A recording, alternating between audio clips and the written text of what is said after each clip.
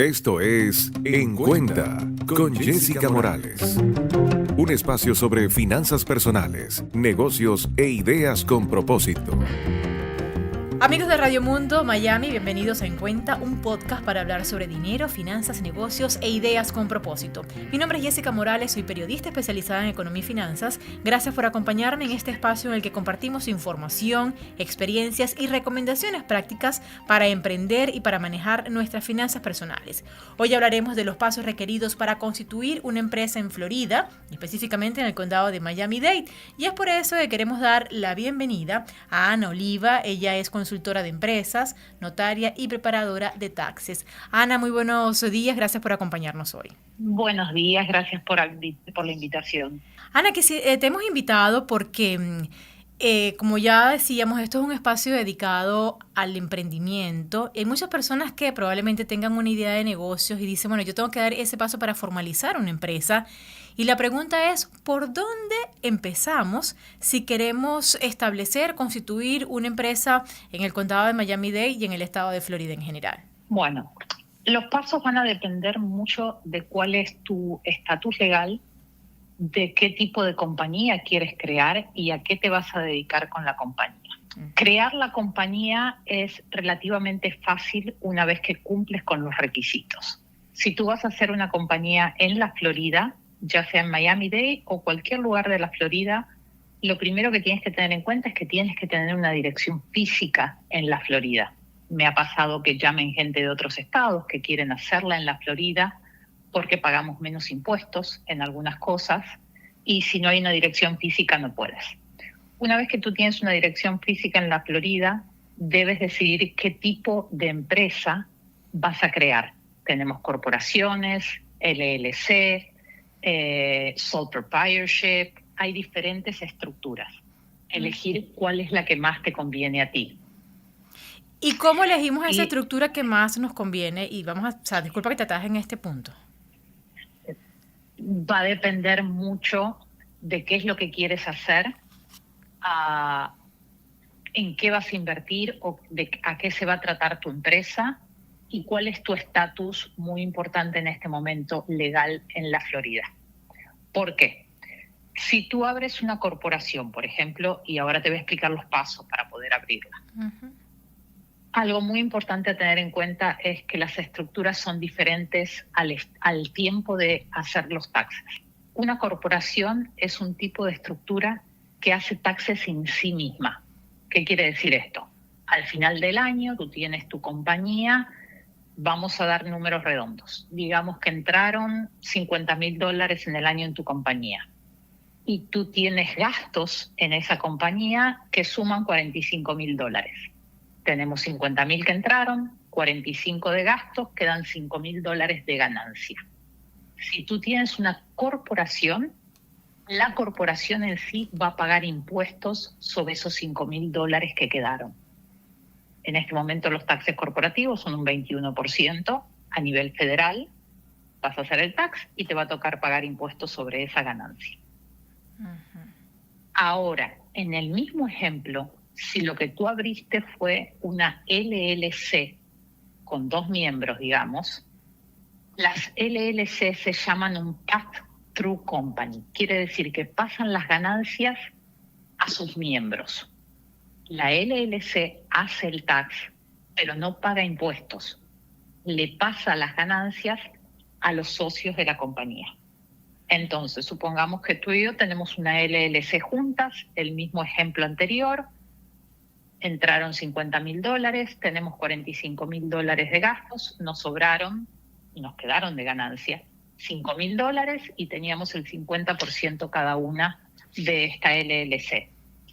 Ahí hay $2,500 que se nos van a dar en una forma a cada una para que lo paguemos a nivel personal. Esa forma que se llama un K1, tenemos que declararla en los taxes personales y pagar los impuestos a nivel personal de la ganancia de esa LLC. Entendido. Esa es la gran diferencia. Y ahora, los pasos... Ahora. Ajá, adelante. Sí, dime. No, los pasos para constituir cada una de estas empresas. Ok, vamos a lo primero es elegir si voy a hacer una corporación, una LLC, el tipo de estructura legal legal que tú quieres. Luego tienes que seleccionar y verificar si el nombre que tú le quieres poner a tu compañía está disponible, porque hay un montón de compañías abiertas en la Florida y si tú quieres un nombre que ya está usado, no te lo van a permitir. Entonces, en la página de Zenbis, tú puedes ir, hay un search, un buscador, donde tú anotas el nombre que quieres ponerle a tu compañía. Si te sale una lista de otras compañías o LLCs con ese nombre, quiere decir que no te lo van a aceptar. Tienes que conseguir un nombre que no esté usado. Una vez que eliges el nombre, registras tu compañía o tu LLC, la organización que tú elijas, con el Departamento de Estado de la Florida, que es en la división de corporaciones en Zenbis Online. Tú lo puedes hacer tú mismo o contratar a alguien que sepa para hacer este proceso. Eso demora un tiempo porque tú pones la aplicación, el Departamento de Estado tiene que procesarla, van a verificar que la dirección que estés poniendo exista, que el nombre no esté usado y te aprueban o te mandan a cambiar algo. Digamos que en tu caso te aprobó el Departamento de Estado, viene la segunda parte, porque tú hasta ahora solo tienes una compañía registrada con el Estado. Hay que hacer la registración con el IRS, que es quien te va a dar un número, EIN, Employer Identification Number, que es con el número que vas a quedar registrada. Así como las personas tenemos Social Security o ITIN, las compañías tienen su propio número. ¿Y cuánto tiempo puede tomar este proceso? Tú decías que puede tomar algo de tiempo, pero estamos hablando de semanas, estamos hablando de meses. Va a depender de la época del año. El Departamento de Estado, por lo general, se demora entre 5 a 15 días hábiles en aprobarte una compañía. Pero cuando tú entras en la página, hay un link que dice Processing Times, tiempos de proceso actuales, y tú ahí puedes ver qué fecha están procesando al día de hoy. Si, por ejemplo, tú aplicas una compañía en época de taxes a principio de año, se demoran un poquito más que si lo haces en junio, julio, agosto, que tienen menos trabajo el Departamento de Estado. Ellos son los que se pueden demorar, digamos, 15 días. Luego, cuando viene la parte de hacer del IRS, hay dos formas. Si tú tienes uno de los socios o de los miembros de la compañía que creaste, tiene un número de Social Security, tú puedes obtener el EIN, el Employer Identification Number, de la compañía on the spot, en el momento, online. Aplicas desde la página del IRS y te genera un PDF con la carta del EIN. Si tú no tienes un número de identificación personal, Social Security o ITIN, la única forma de solicitar un EIN para tu compañía abierta es a través de un fax o por correo. Y eso puede demorar hasta un mes que el IRS te devuelva una carta con tu número. ¿Y por qué esto es muy importante? Porque tú no puedes ir a un banco a abrirle una cuenta a tu compañía creada si no tienes las dos cosas. El registro del Estado y el registro con el IRS. Bueno, ya tenemos una idea del tiempo que puede tomar constituir una empresa en el Estado. Y ahora, ¿cuáles podrían ser los costos asociados a la constitución de esa empresa, Ana? Todo va a depender de si lo haces tú mismo o contratas a alguien para hacerlo. Y también el resultado final puede depender de eso. Si tú registras tu propia compañía con el Departamento de Estado, dependiendo de lo que estés abriendo, los costos son entre $70 y $138, el costo que te cobra el Estado por tu compañía. Y el IRS no cobra nada por el EIN. La parte complicada acá viene, y que lo veo mucho, es cuando la gente registra compañías en el Estado y después se va a registrarla al IRS cometiendo errores en el medio.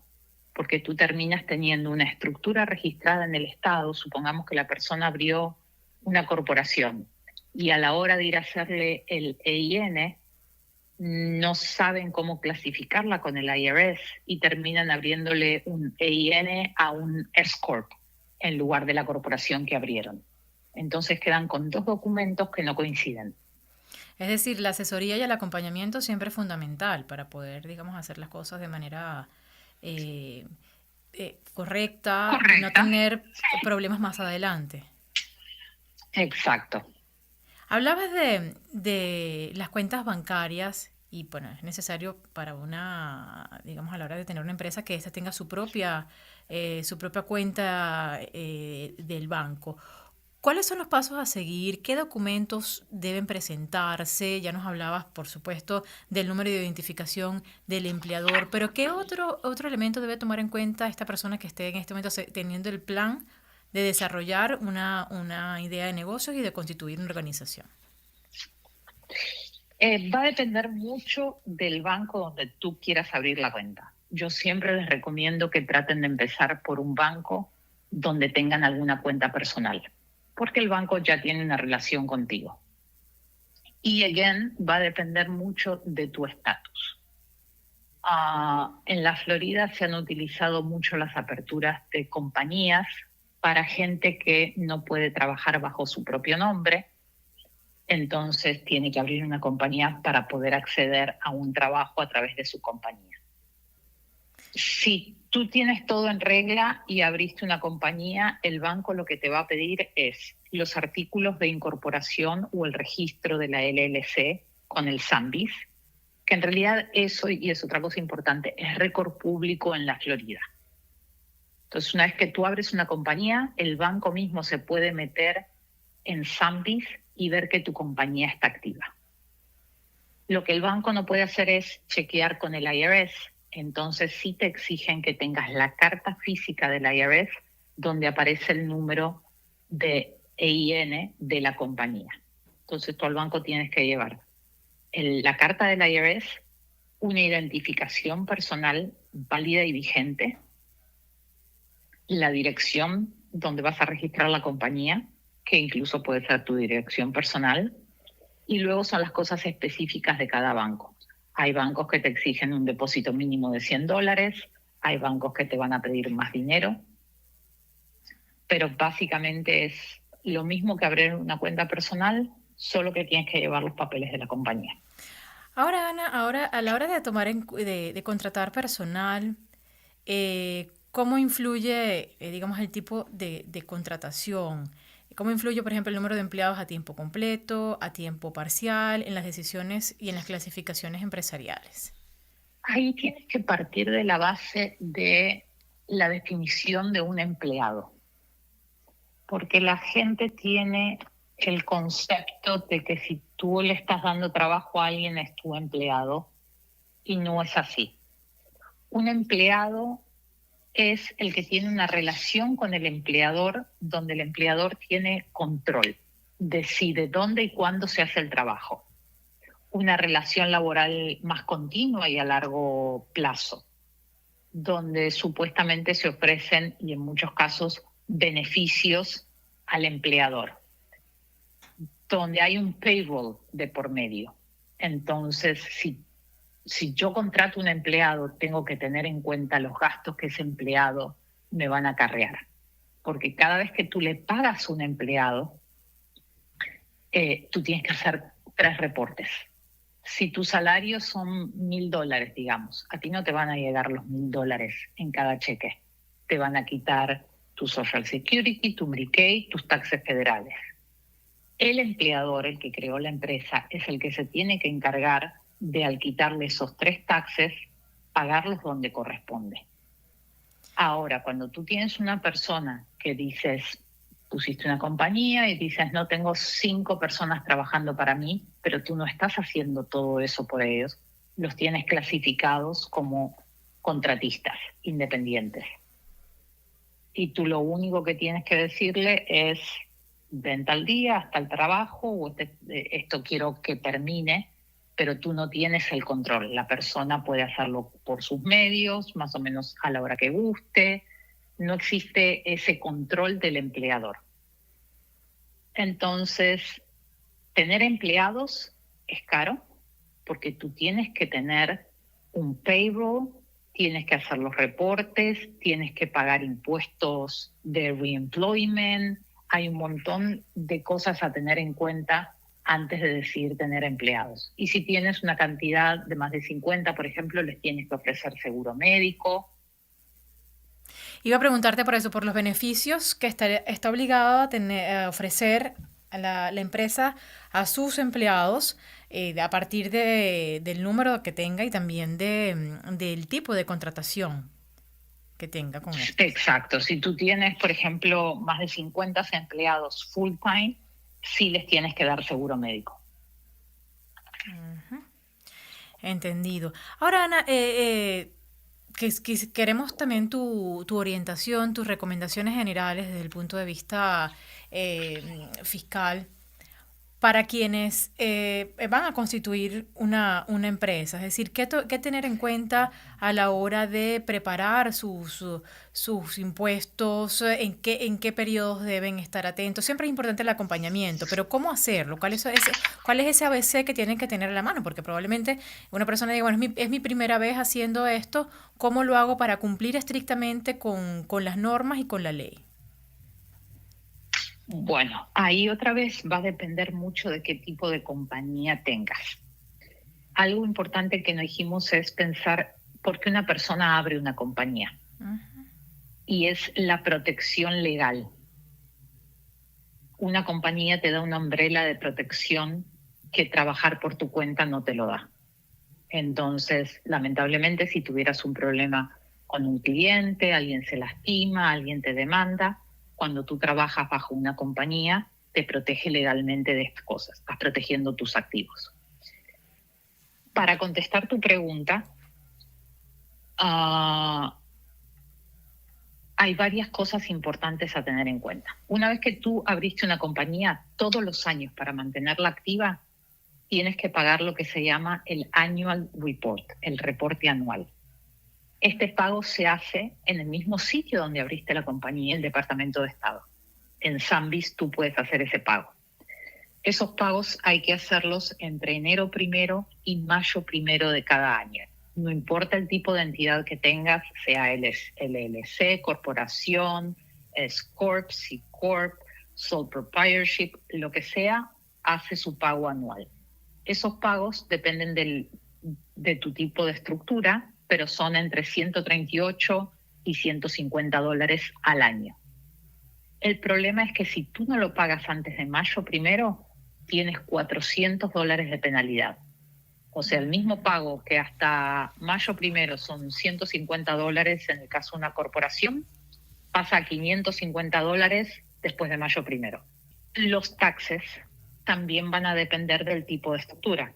Las corporaciones, por ejemplo, tienen hasta la misma fecha de los taxes personales. Abril 15 de cada año, tú tienes que haber fileado el tax de tu corporación. Las corporaciones en la Florida hacen tax federal y, muy importante, las corporaciones en la Florida también hacen tax estatal. Son dos taxes que fileas como corporación. Ahora, si tú tienes un LLC de más de un miembro, la fecha límite para hacer ese tax es marzo 15. Y es muy importante porque, como te expliqué antes, las LLC de más de un miembro no pagan taxes en sí mismas, sino que le dan una forma a sus miembros para que agreguen en su tax personal. Por eso es que hay que hacerlos antes, para que haya tiempo para que la persona pueda hacer su tax personal. Cuando tú en una LLC te demoras en hacer el tax si no pediste una extensión, tienes una penalidad de $300 por mes por miembro por hacer tarde un tax.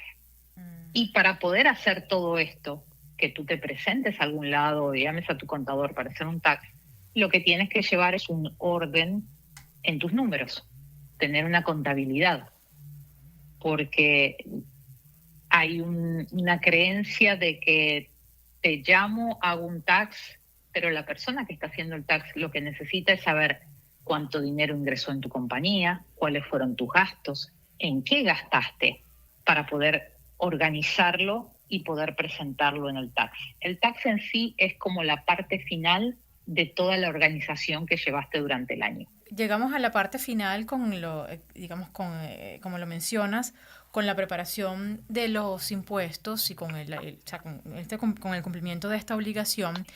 Pero hay un aspecto que no hemos tomado en cuenta y que se remonta al inicio de la empresa y tiene que ver con los permisos que están y las licencias que están asociadas a la empresa según la actividad. ¿Cuáles son las principales recomendaciones que puedes compartir, Ana, como consultora de empresas en este sentido?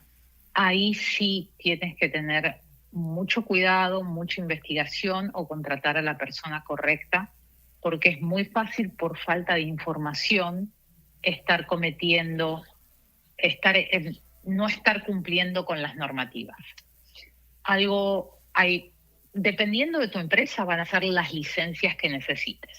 Por ejemplo, tú puedes abrir una compañía como es la mía, que lo que ofrece son servicios. Los servicios en la Florida, la mayoría de los servicios no cobran taxes. Siempre se los explico a los clientes de forma fácil. Supongamos que tú vas a un dollar store y cobras un lapicero. Cuando tú compras un lapicero de $1, te van a cobrar $1.07, ¿correcto? Esos 7 centavos que te cobraron son el local tax. Pero esos 7 centavos no le pertenecen al señor del negocio, sino que él los tiene que pagar al Florida Department of Revenue, porque es el tax local que colectaron para ellos. Entonces, si tú te abres una compañía para vender un producto, tienes que colectar taxes. Pero ese tax no es tuyo y no es lo mismo que los taxes que hacemos a fin de año. Es el sales tax.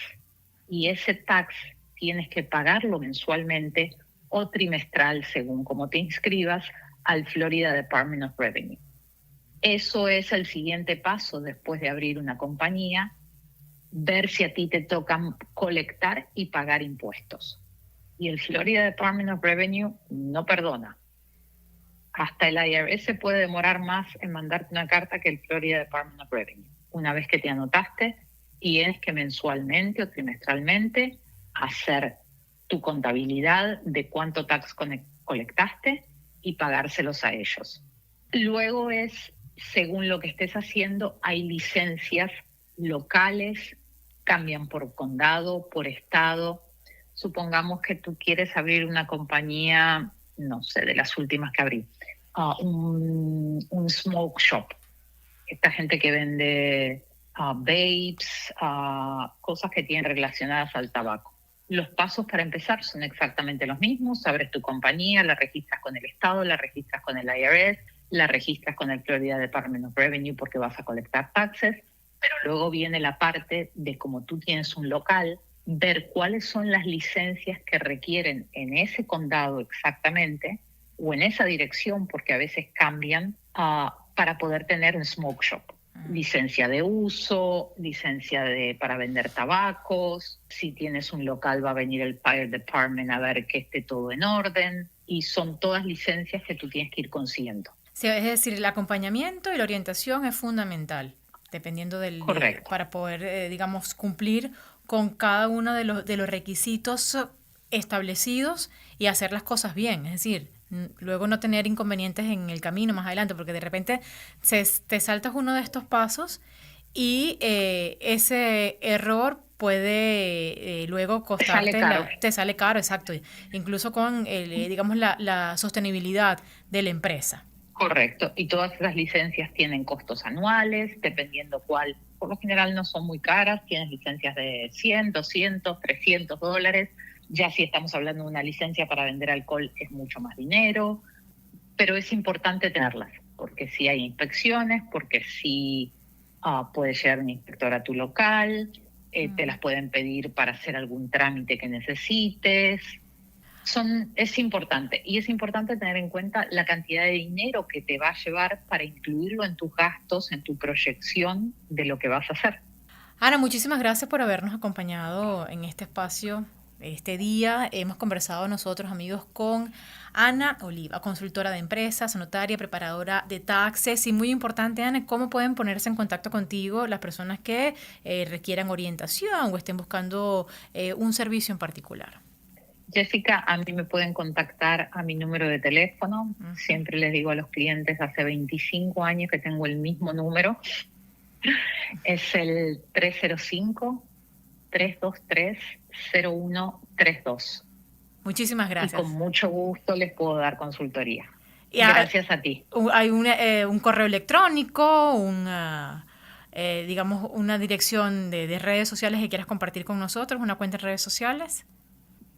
olivaana@aol.com es el correo que más reviso, y la verdad es que en las redes sociales ni siquiera estoy mucho, me concentro, mi punto es la persona que tengo enfrente y qué es lo mejor para ese caso. Ana, muchísimas gracias de nuevo por habernos acompañado. Repetimos, hemos conversado con Ana Oliva, consultora de empresas, notaria y preparadora de taxes, en que es un espacio dedicado a hablar del emprendimiento, a hablar de las finanzas personales. Y a propósito de finanzas personales, vamos a dedicar unos minutos a revisar una regla de oro en el manejo de nuestras finanzas personales: la elaboración de un presupuesto mensual y el seguimiento y cumplimiento constante. Y es que es fundamental, parece algo tonto, en algunos casos se considera un lugar común, pero sorprende cómo algunas personas no tienen el hábito de hacer este valioso ejercicio para manejar de manera más eficiente sus finanzas y las de su familia. Es muy sencillo, aunque al principio pueda resultar un poco incómodo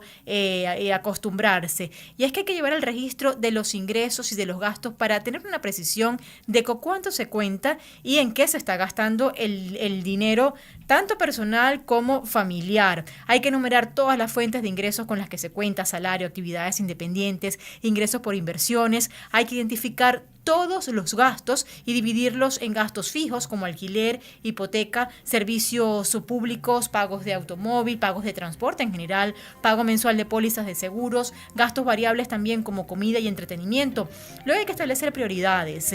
De ser posible, hay que establecer límites para cada categoría de gastos o para aquellas que permitan una situación financiera, ¿no? Que permita nuestra condición financiera en el momento, porque probablemente una persona tiene unos gastos fijos y unos gastos variables que, como ya se dice, pues cambian con la época del año o con una situación particular que pueda enfrentarse. Y bueno, hay que asegurarse de que estos gastos no excedan los ingresos. Hay que establecer siempre, amigos, metas realistas, metas de ahorro, inversión y pago de deudas que se ajusten a nuestra realidad financiera. Y es importante monitorear y revisar regularmente el presupuesto para hacer los recortes que sean necesarios dependiendo de nuestro momento. Hay que mantener siempre el equilibrio financiero. Hasta aquí En Cuenta, este podcast para hablar sobre dinero, finanzas, negocios e ideas con propósito. Yo soy Jessica Morales. Hasta una próxima oportunidad. Hasta aquí En Cuenta con Jessica Morales. Un espacio sobre finanzas personales, negocios e ideas con propósito.